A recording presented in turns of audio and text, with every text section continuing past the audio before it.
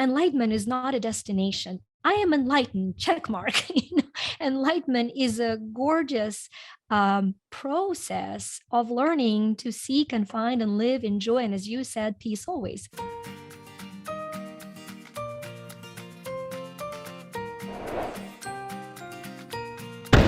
Hello, everyone. This is Leah Guy, and I'm the host of the Modern Sage podcast. I'm so happy to welcome you to the show today. We have a fantastic episode, and I can't wait to get started. Before we do, just let me remind you that you can follow me on social media at Leah Guy Live to find promos, clips, information about retreats, workshops, my courses, and more.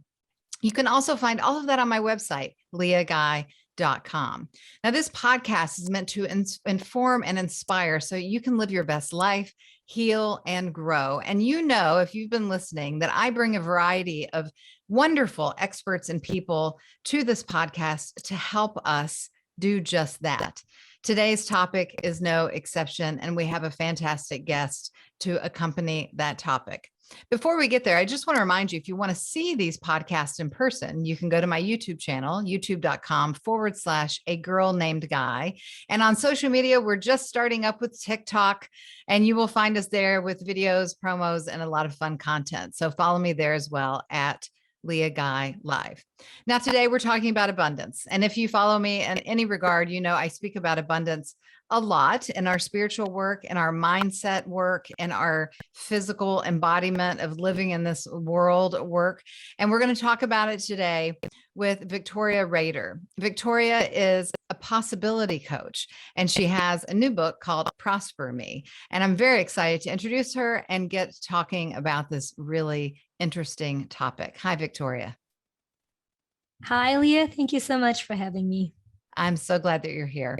So I know you have written many works about the topics of abundance, and you coach people in their lives of how to feel more prosperous, more abundant, and connected to themselves and spiritually and in many regards. And so I want to dive in today and talk about how we can all experience a little bit more abundance and what I think of as peace.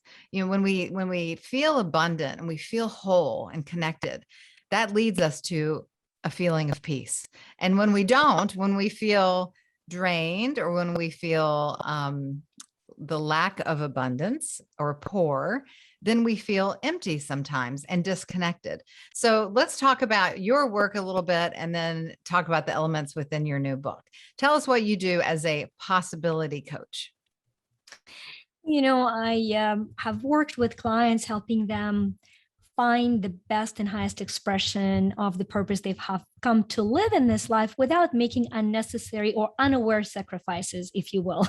So we're excited about our expression, what we're here to do, and yet we carry some deep subconscious programs about limitations to that expression. And so I first kind of acquired practical trajectories of success, becoming a top 1 real estate agent in the country during recession while homeschooling my kids, saying, see, it's possible to be a mom, and I see your gorgeous kitties. I have 3 dogs and a cat, so it's possible to live a life with animals. And I wanted to travel, see the world, and it cost money, so went into real estate. And the practicality of success was fantastic, except that when I started trying to teach people those steps, I found that no matter what the drive was towards it, and even the discipline was towards it, there seemed to be very different self-sabotaging patterns.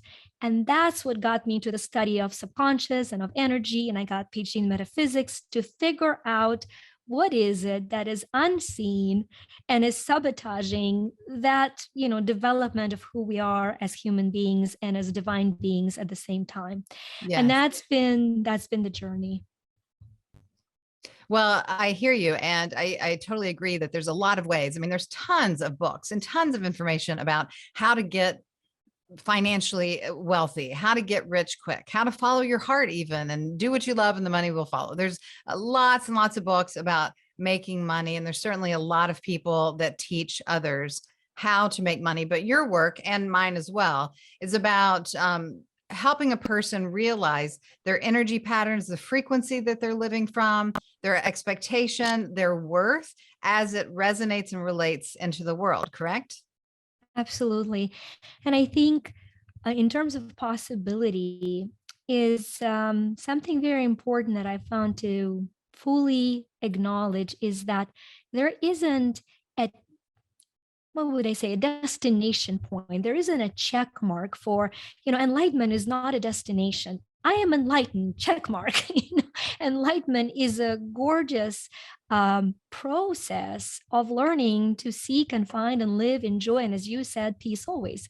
And it's very important for us to realize that there are moments of complete powerlessness, to know what they are, to know how to shift out of them. And then there are moments of, I call it power hunger, to know what they are and how to shift out of them. And then there is that alignment. And then there's that empowerment that comes for each and every one of us.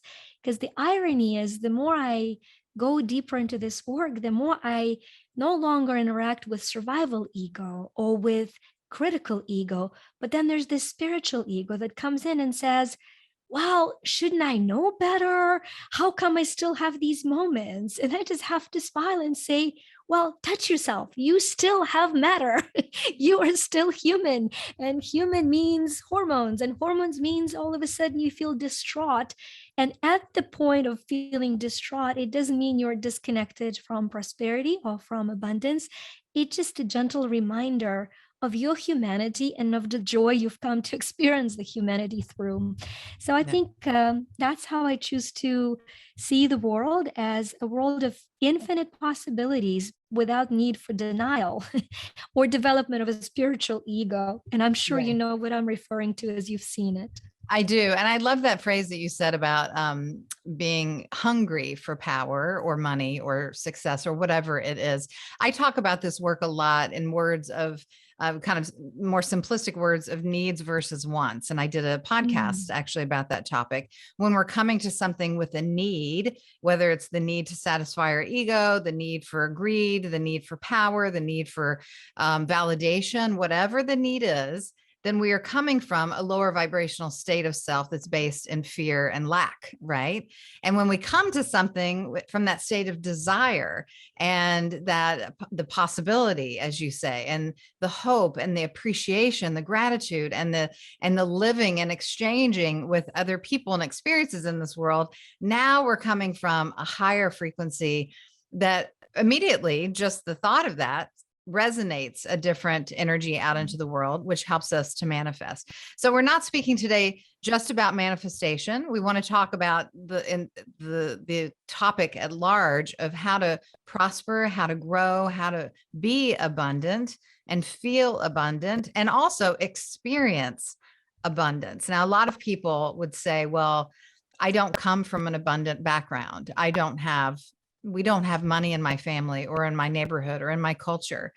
So speak to us about the relativity, perhaps, of what abundance means to one person versus another, or just abundance in general. I think that for each one of us, the definition will be very unique. And that makes it a true definition for us, because that is what we are self identifying with at this moment. For me, what abundance is and what true prosperity is alignment with freedom of choice that is not limited by anything other than freedom of choice. So if I chose to fly last week to Finland to sign books for a small gathering of clients, I could afford it financially, I could afford it time-wise, and my soul was nurtured and nourished in a very profound way. And so my soul does not seek to have 5 yachts, and I will never smirk at somebody who does. Maybe that is what they are needing to self-express. But that's in a nutshell to me what abundance is. Are you defining your freedom of choices by materialistic limitation? Or are you free to follow your heart?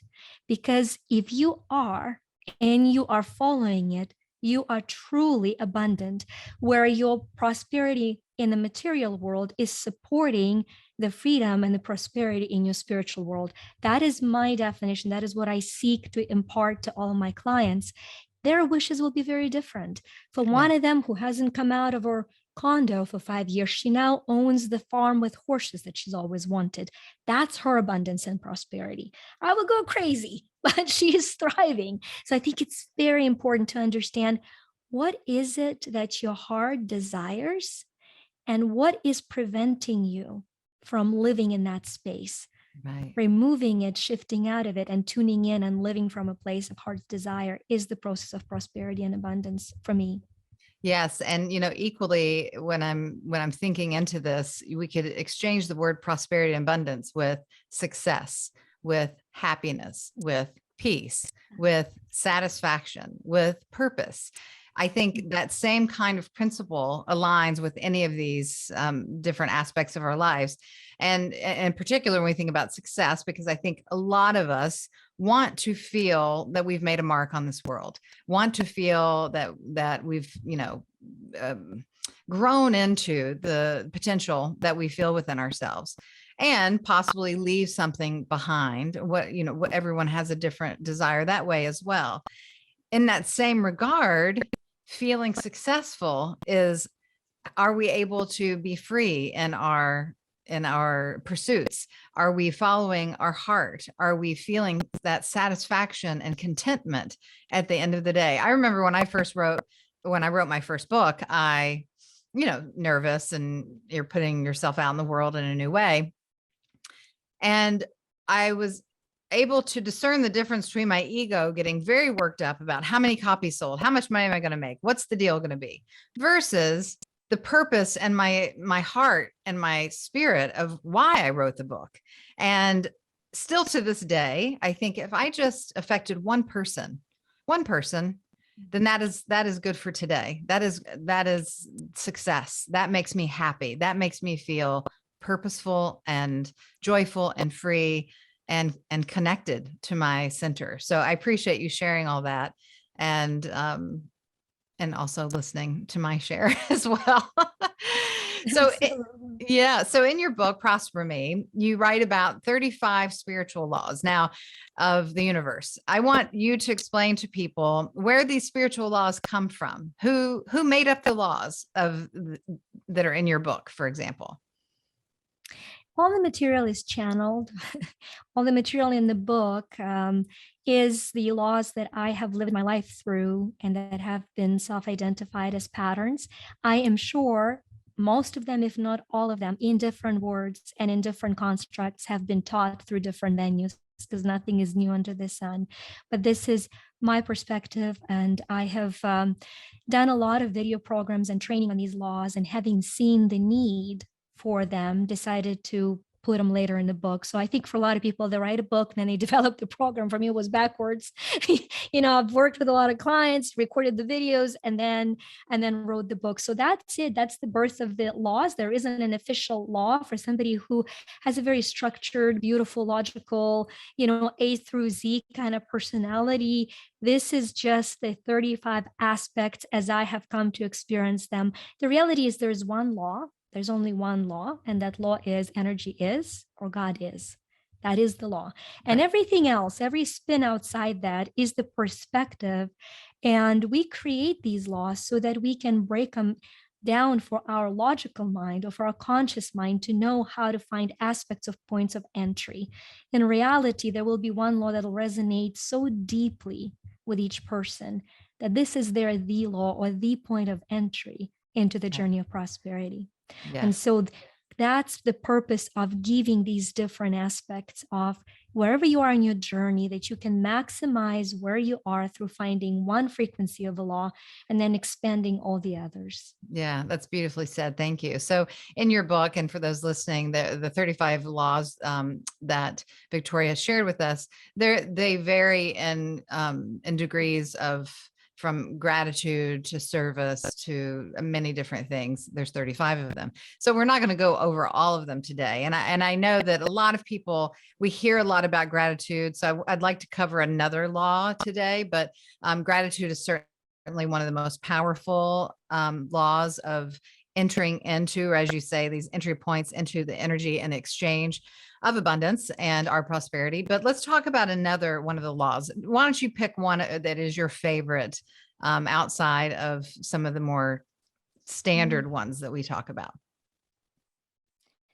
Favorite, that's a bit tricky. I like them. They change every day. But I think what is resonating for the energy of our exchange and the conversation is the combination of the law of value and the law of harvest.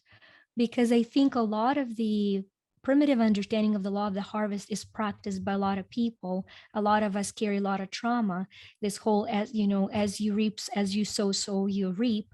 A lot of us equated to either God's punishment on the Western, Judeo-Christian spectrum, or to karma is the bitch on the Eastern spectrum. And so I think but my unique addition to that gorgeous law of cause and effect, or the law of harvest, is the understanding that very often we are unaware of what we're sowing. And very often we are trading in value that we're unaware we're trading.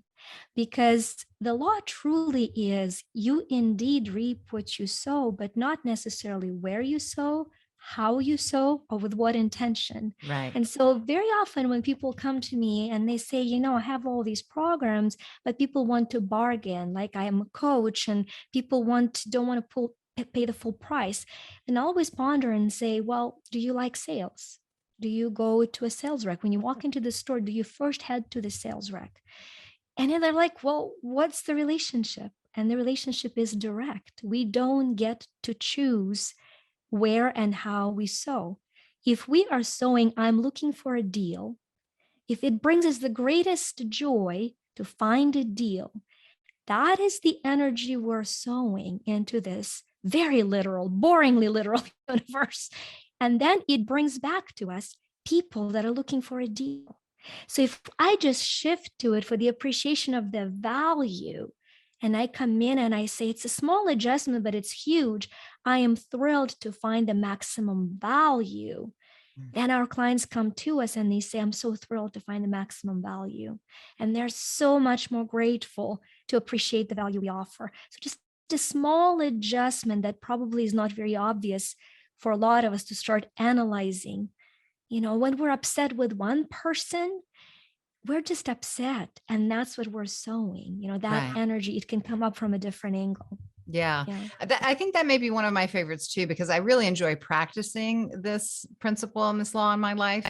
And it was, and it still is, a monumental shift when we spend our money with joy and gratitude and recognize the value that we're getting, or recognize that we are participant in the exchange and the support of someone else's life, versus spending our money in anger or fear or resentment or some other negative feeling that we all have when we spend money, right?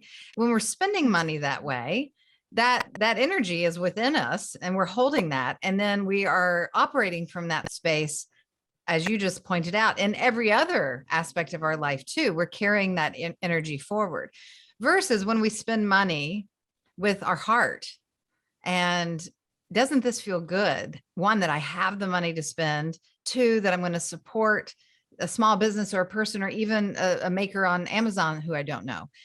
That kind of gratitude and involvement in it itself is very profound. And you feel so good about receiving the item or the product. You feel so good about your participation in the world.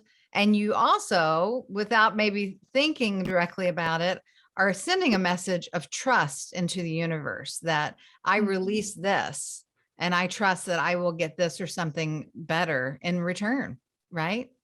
Well, and that leads to the law of trust, as to where I think so often we get stuck on, oh, I'm manifesting for things, or ask and you shall receive is translated to ask for things and you receive. And I love leaning into the law of trust. And as you said, something better, but truly it's even beyond the material something better, but understanding that I'm open to receive always in divine timing and as aligned with the divine will. There are two different concepts.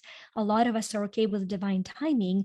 Some of us are okay with divine will, but combining the two, to me, signifies that trust. And as to where you say, I truly trust the process of receiving through giving the best I am capable of at the moment, and continually increasing our ability to be capable of giving more, offering more value while increasing the ability to receive value in divine timing, maybe not at that very moment, brings, I think, a lot of peace of just letting go of controlling of the timeline and then trusting. At least it has for me and for my clients, for the audiences. So, right. yeah. Well, this is a really beautiful conversation. And I also want to break it down to a very practical level for people. Okay. Because we live in the real world. And while we all want to live from our higher states and trust divine timing and live from these principles, it is difficult. And especially for one who's just starting. I'm going to give you some examples, and I want to hear how you might either coach or support a person who's in a certain state. Okay. Let's say a person wants to buy this amazing supportive pair of sneakers for $200. And they do not have $200 in their bank account to buy the sneakers. And they feel not just desirous of the sneakers, but envious. They want them. They feel like they need them. What would you say to a person like that, incorporating your work, your coaching, your laws of how to get what they want and or make space for something else? I think it's important in that I will tell you exactly what I have done with clients in that position is to be very clear on what it is that they want. And I use this series of questions for them to ponder as these questions open them up to every different aspect of their personality and desire. So the first question is, what is it that I really want? It's a very vulnerable and open questions. We start with the sneakers, yes, but we're going to ask, what is it that I really want? And if it is, the answer is still no, I really want the sneakers, great. Then we're going to ask the next question, what I want most. Then we're going to ask, what is the outcome that I want? And then we're going to ask, what is the outcome that I want most?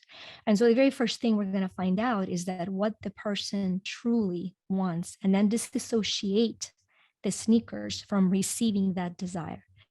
And if they want the status, if they want the recognition, if they want the appreciation, whatever it is that sneakers currently mean to them, we're going to teach their subconscious mind and their feeling heart what it is to have it in their life now.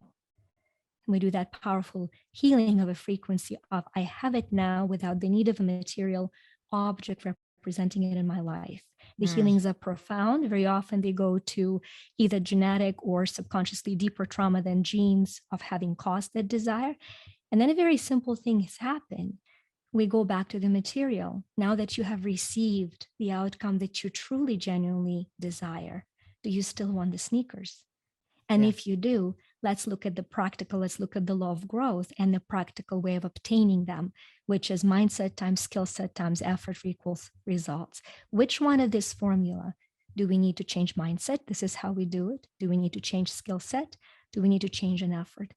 So sneakers are very rarely a true desire, or because if we desire something we cannot financially currently afford, there is a much deeper gap. Yeah. And money is just the simplest representation of that gap. Yes.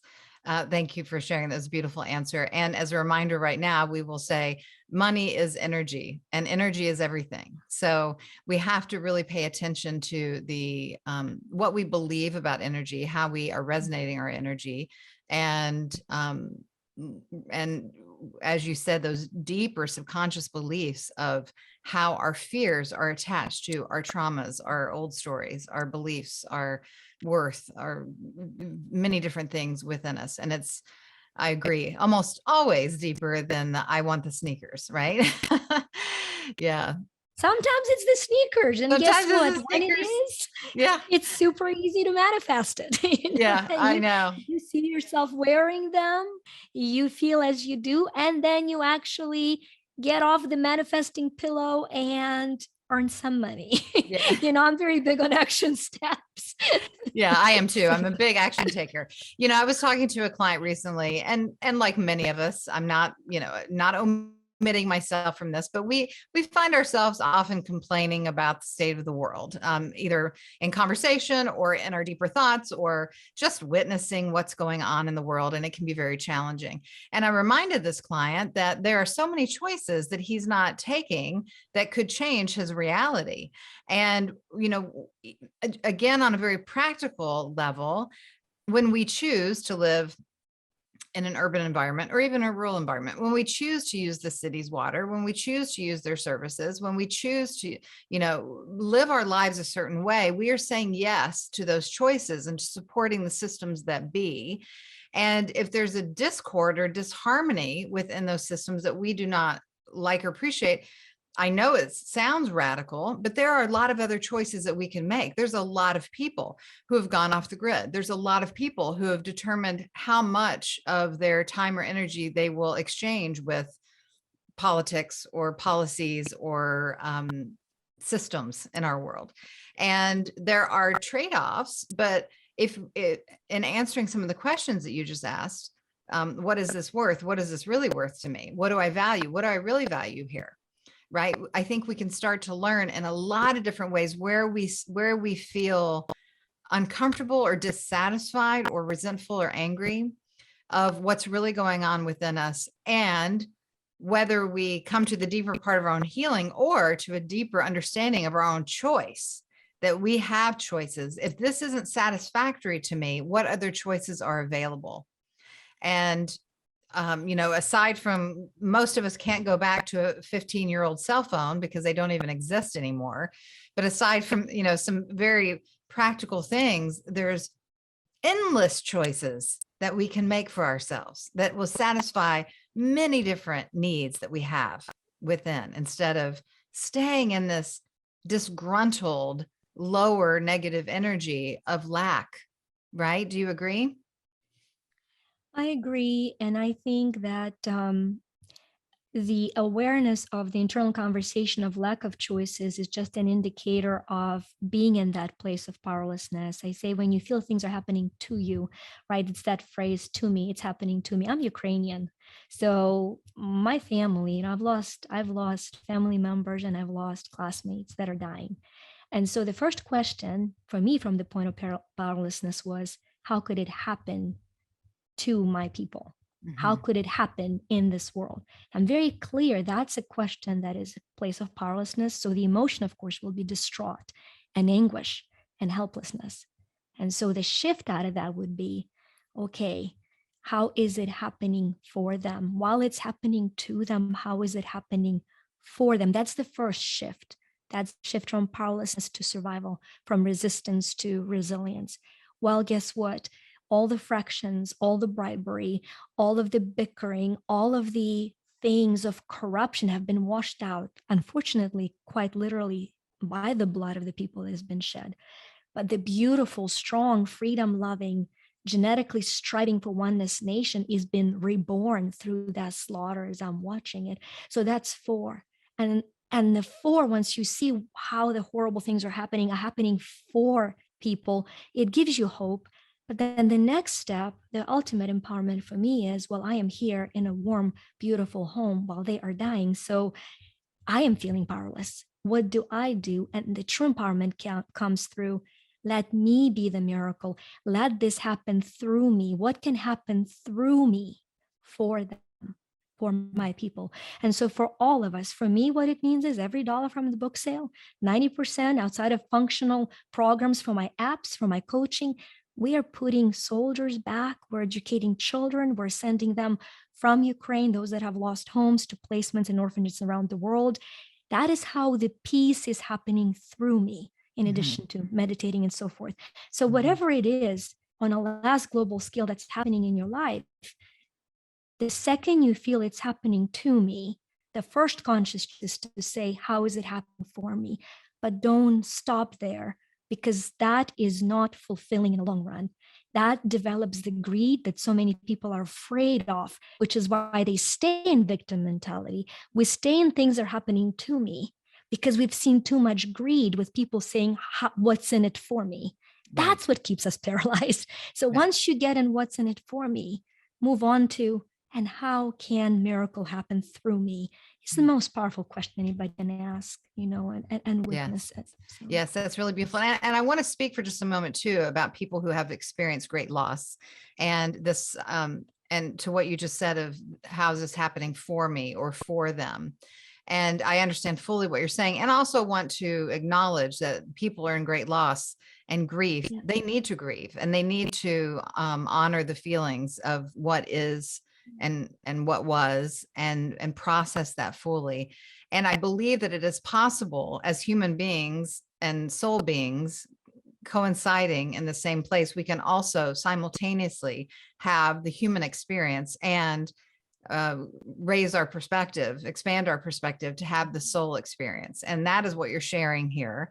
And we're not telling anyone, just look at the silver lining or just look at what's positive about it. It's about seeing both. And in seeing both, then we can grieve and participate in the reality of what is happening, and also be an active participant from a soul level of doing more, being more, facilitating, channeling, supporting in a much higher way. Leah, so much so, like, I couldn't be more aligned with that comment, because at a time of grief in 2013, I lost 12 people close to me, some members, some clients, when I was learning the value of true loss and true joy of being reunited and being communicating across the mortal veil, and all of those miraculously things while grieving deeply. We have an app that's called Empower Me. And one of the sets in that app is actually called My Grief, and it has 90, because this is how many aspects of grief as emotions that I found needed to be validated for healing. So it's an incredible tool, because it aligns you serendipitously. You shake the phone and it aligns you with the emotion you are to validate. So you first validate it, and then you are taking through neurolinguistic exercise of visualizing the healing, and then you're guided to a verbal energy affirmation activation. So as I am empowering self, my children, my family, my country, I am going through that grieving process daily. And because that is the only way, now look at it. The book is called Prosper Me with little m, big E, because that me, to me, is who we are. We're mortal, surrendering to eternal. We're matter, surrendering to energy. We're material, surrendering to essential. And we're manifesting, surrendering to expensive. That is my understanding of who I am and what it means to say I am me. And it's a continual reminder. It's not, oh, I am just energy. No, last time I hit my foot on the couch, I knew that was matter and it was hurting. So yeah. Yes, we are both. Yeah. Yeah. Yes. So beautiful observation. And as I say, just in very deep alignment of, yes, grieving is important without allowing for it to paralyze us from our growth. Yes. And what is your take on, for example, like the law of attraction and manifestation? I do see the law of attraction as a lead up, guiding law to a greater law of creation. The law of creation I did not put into the 35 universal laws of prosperity, simply because, just like the general law of energy is, creation is. We are constantly creating. And I think they're very important as we are going through the levels of what they are. I do believe we attract what we send out, but I also know that it is a little bit more complex than that. Yes. Because we're surrounded by people who are also electromagnetic beings, and our signals get intermixed. And so it's very important to ask a question: is this my reality or reality of my beloved? And find your perspective and a path through that without assuming all responsibility for all of the reality around you, as I think develops that pretty quick spiritual ego that I've referred to in the beginning. Yes. Yeah. That's great. Thank you. So, Victoria, you have books and apps and a lot of different support for people, which all of that information will be in our show notes, links to those. And I appreciate the work that you put out into the world. I know, as a content producer myself, I rely on downloading and sharing as kind of my day-to-day way of being. And it doesn't tire me. It actually energizes me quite a lot. And I would assume that it does that for you too. And also it keeps me in that constant fluid state. I would say a person who's open enough to share continually, whether it's words, art, business ideas, love, what have you, it keeps us in a more fluid and flowing state of energy exchange, which I believe can only help us feeling more abundant. Some days I feel so incredibly rich. And then I look and go, oh, I haven't made any money today, or, there's not a lot in the bank account this month or whatever. And so my value of wealth really has so little to do with numbers. And I just wanted to share that because we have this perception of people in our society who embody wealth and prosperity, that they are rich or well off. And of course they are, because they're abundant, but it doesn't have anything to do with numbers most of the time, And I see this a lot with artists. When I see prolific artists able to, and such as yourself, able to put out, beautiful works, whether it's apps or paintings or what have you, and they embody the state of flow, and it's amazing to witness. And people then go, oh, well, it must be a Fortune 500 company, or it must be this, or it must be that.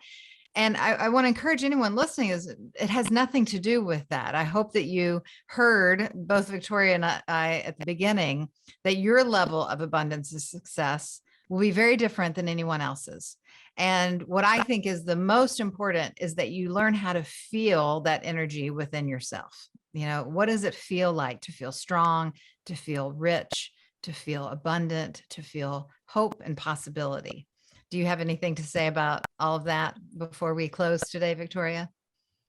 I think the only thing I would add to that is that we have different healing modes towards money and towards energy.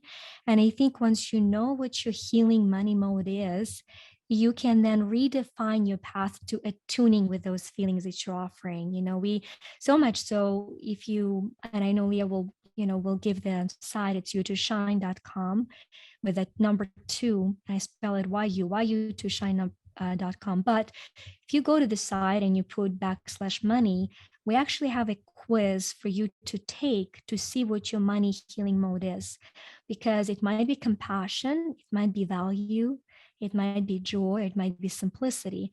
And knowing that about you, the money healing mode, healing that relationship with money will release you from a contract of being tied down to zeros or numbers, as you say, and be truly prosperous and be aligned with your purpose and passion. And it won't hurt your finances either. I say it's good to have food with your meals. It tastes better. Yeah. And for now, it still costs money, to buy that. It's costing more and more money. Yes. Yeah. Right. So, but I think once we heal that money mode within us, then we can be detached from observing it and measuring it and trust it more. So, yeah. Thank you. Thank you so much. Thank you for this conversation. It was beautiful to hear from you and your perspective and your work, and also hearts to you and your family and loved ones in the Ukraine. We're all thinking and praying for that situation to resolve as best it can as soon as possible, with the hope of continued evolution and progress and love throughout. So thank you so much. It is felt, Leah. It is felt, I think, by every person who is standing for their freedom. They're standing because they're so greatly supported by the outpouring of love. I believe that with every fiber of my being. Good. Well, thank you, Victoria. And as I said, for those listening or watching, in our show notes, you can find the link to Victoria and her beautiful work. And you can also find the link to my work. And I look forward to seeing you all next week on the Modern Sage podcast. And until then, take good care.